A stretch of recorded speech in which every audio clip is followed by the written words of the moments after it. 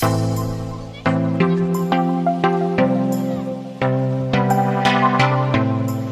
good morning dear students, narito muli tayo sa ating channel para matuto ng iba't ibang mga topics tungkol sa mathematics.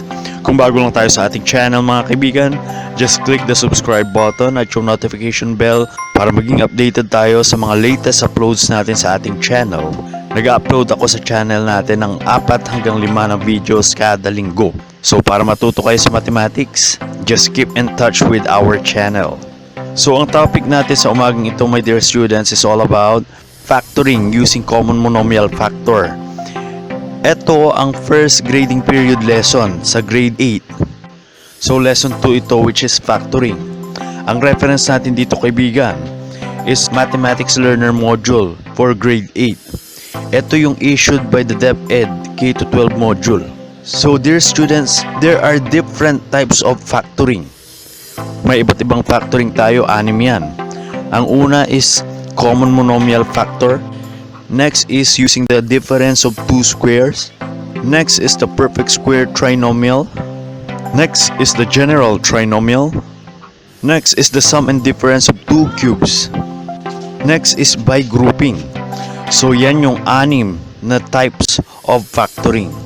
So this morning ang pag-aaralan natin is all about factoring using the common monomial factor. So bago tayo magsimula dear students, kailangan muna nating i-review ang knowledge natin about GCF or the greatest common factor. So meron tayo ditong 4 na numbers containing 2 terms. So ang question dito is what is the GCF of the following terms? So ang GCF my dear students, yan yung greatest common factor. So yan ang pinakamataas na number which can divide the given terms. So sa number 1, ano ang makakadivide sa 4x square at 10x? So ano ang GCF nila? So kung mapapansin natin ang GCF nila is 2x. Dahil ang 2x pwedeng mag-divide sa 4x square. At ang 2x pwede niya ring i-divide ang 10x. So that's the greatest common factor of these two terms. Number 2. Ano ang GCF ng 8a square at 16a? So the answer is 8a. Number 3. So meron tayong 25y square and 15y. Ano ang makakadivide sa kanila? Tignan nyo muna yung numerical coefficient at saka yung literal coefficient niya, yung letter. So ang answer dyan is 5y. Ano ang GCF ng 7b square at 14b? So ang answer is 7b. So this is just a review kasi kailangan nating matutunan yan bago natin matutunan yung factoring using the common monomial factor. Another example. Okay, so let us have another example. Ito ay still a review on the GCF. Okay, we have number 5, 6, 7, and 8. So una yung number 5. So we have x square and x. Ano ang GCF nila? Ano yung isang term, highest term na makakadivide sa x square at x? So the answer there is x. Next, number 6. 8a square and 14a.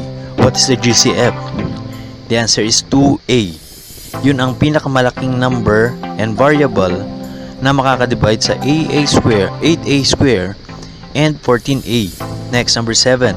6y square and 18y is 6y. Yun ang highest term or greatest common factor. Number 8. 9b square and 15b. Una, titignan mo muna yung numerical coefficient, 9 and 15. Ano ang makakadivide sa kanila? Of course, 3 and b. So 3b ang answer. So after reviewing the GCF, na-review na natin, so pupunta na tayo sa pag-factor ng terms using the greatest common factor, using the common monomial factor. From the word common, kung ano yung pareho sa kanila, yun ang gagamitin ninyo, yun ang ilalabas ninyo. Okay, number 1. So 4x square plus 10x. Ano ang factor nito? So una, hanapin nyo yung GCF nya.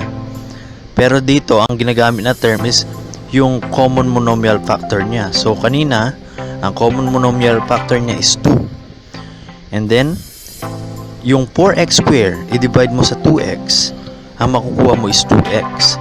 Bakit? 2x times 2x is 4x square. Plus, kasi plus ang nakalagay dyan, so 10x divide by 2x is 5. Makakancel mo yung x, mawawala yung x.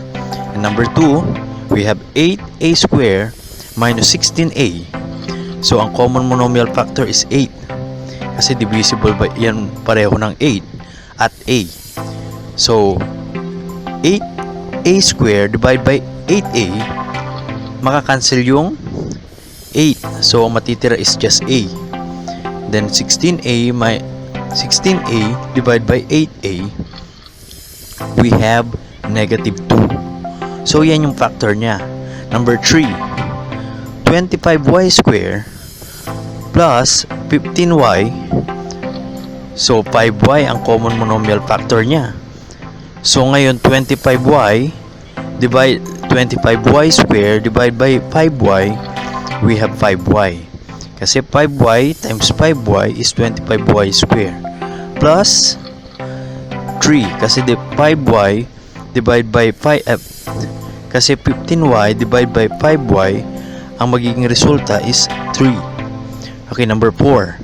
We have 7b square minus 14b.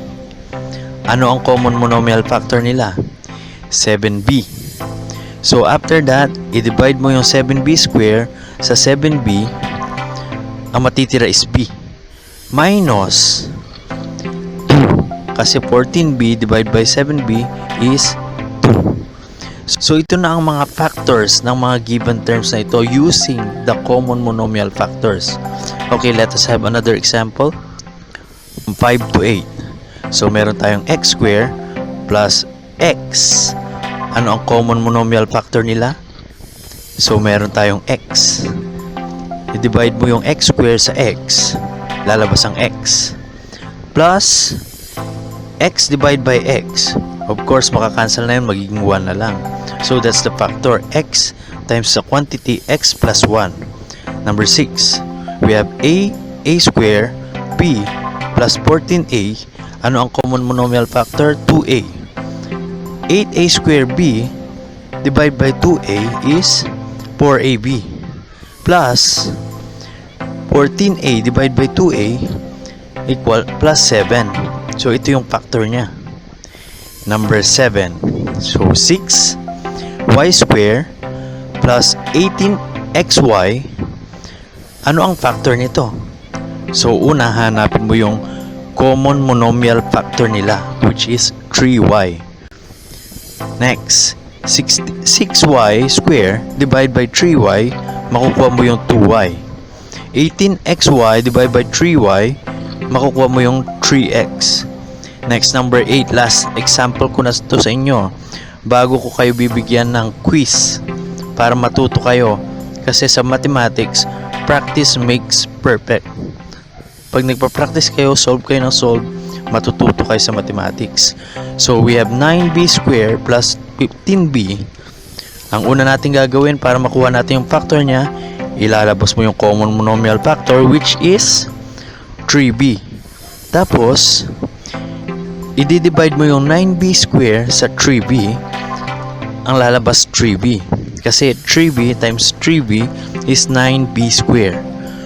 Plus, 15b divided by 3b is 5.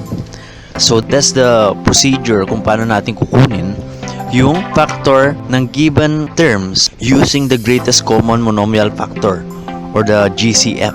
Okay, so meron tayo ngayong quiz dito. Factor the following terms. So, bibigyan ko kayo ng time to answer this.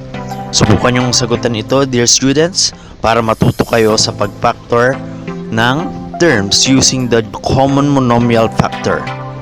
So, hanggang dito na lang mga kaibigan. So, hanggang sa muli, huwag kakalimutan mag-subscribe para makatanggap kayo ng mga notification sa ating channel. I-share nyo rin ang paborito nyong subject dito sa baba ng comment box. So, hanggang dyan na lang mga kaibigan. Hanggang sa muli.